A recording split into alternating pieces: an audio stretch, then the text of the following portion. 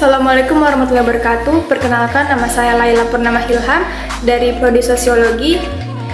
Di dalam video ini saya akan menjelaskan materi stratifikasi sosial, kelas sosial, dan juga mobilitas sosial.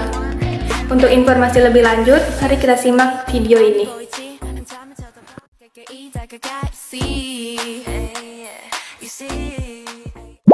Pernahkah kalian semasa sekolah memperhatikan struktur organisasi di kelas kalian? Biasanya struktur organisasi tersebut terdiri dari kepala sekolah, wali kelas, ketua kelas, wakil ketua kelas, dan turunan lain di bawahnya. Semakin tinggi jabatan seseorang, maka akan semakin tinggi pula penghormatan terhadap orang tersebut. Hal inilah yang dinamakan dengan stratifikasi sosial. Dalam kebudayaan masyarakat kita sering menjumpai pernyataan yang menyatakan persamaan manusia. Misalnya, di hadapan hukum, semua manusia dianggap memiliki kedudukan yang sama. Pernyataan serupa itu juga kita temukan di dalam agama, yang menganggap semua lapisan masyarakat itu sama. Namun, dalam kenyataan sehari-hari, kita mengalami ketidaksamaan atau perbedaan di dalam masyarakat. Pembedaan anggota masyarakat berdasarkan status yang dimilikinya dalam sosiologi sendiri dinamakan dengan stratifikasi sosial. Stratifikasi sosial sendiri ialah pengelompokan masyarakat secara vertikal atau bertingkat berdasarkan sesuatu yang dihargai di dalam masyarakat atau prestige. Ingat ya, ada kata prestige di sini. Artinya, seseorang dapat berada di lapisan yang lebih tinggi apabila memiliki sesuatu yang tidak dimiliki oleh orang lain. Pengertian stratifikasi sosial menurut para ahli.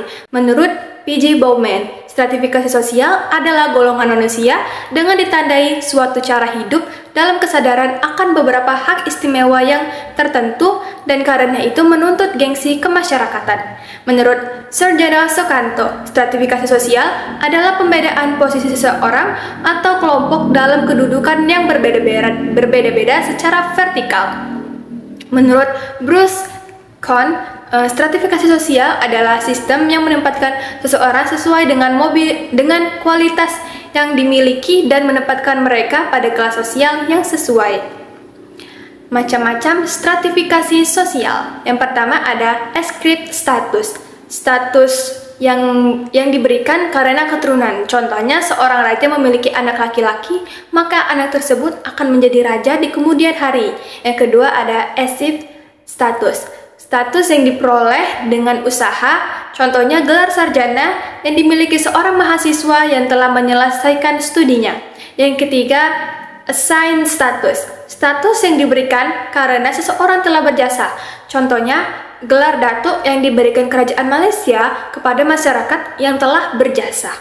Bentuk-bentuk stratifikasi sosial. Yang pertama, stratifikasi berdasarkan usia. Stratifikasi jenis kelamin, stratifikasi berdasarkan agama, stratifikasi berdasarkan pendidikan, stratifikasi berdasarkan pekerjaan, dan yang terakhir adalah stratifikasi berdasarkan ekonomi. Jenis stratifikasi.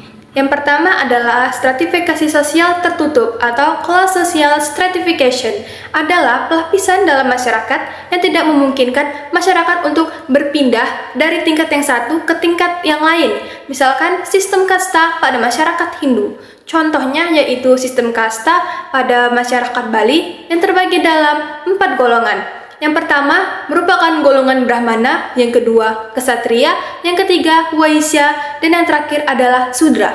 Sistem kasta pada masyarakat Bali dapat dikatakan sebagai stratifikasi tertutup. Artinya, tidak sembarangan orang dapat berpindah kasta jika individu tersebut terlahir dari golongan Waisya, maka kelak individu itu akan tetap berada pada golongan Waisya, tidak dapat berpindah ke dalam golongan Brahmana ataupun golongan Sudra. Pada umumnya, sistem kasta ini lebih menjunjung tinggi kepada takdir yang diberikan oleh Tuhan ketimbang dari usahanya sendiri.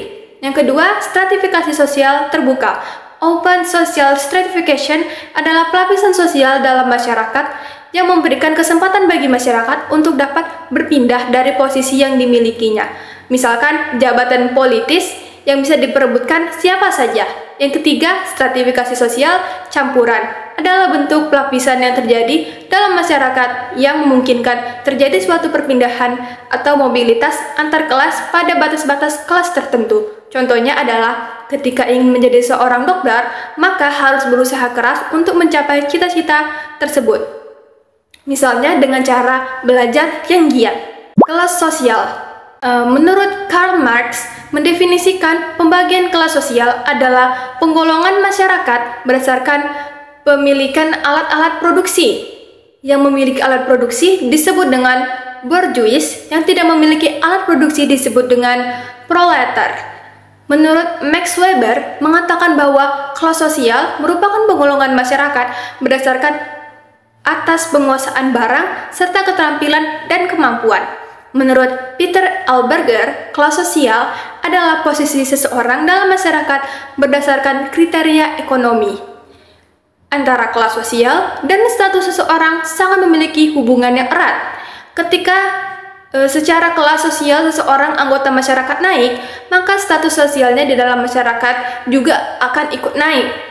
Namun, hal sebaliknya akan terjadi ketika kelas sosial yang dimiliki seseorang turun, maka status sosialnya juga akan turun, di mana masyarakat secara ideal kelas sosial merupakan jenis lapisan sosial yang terbuka. Namun dalam implementasinya terkadang masih sering dijumpai bahwa kelas sosial juga bisa menjadi lapisan yang tertutup.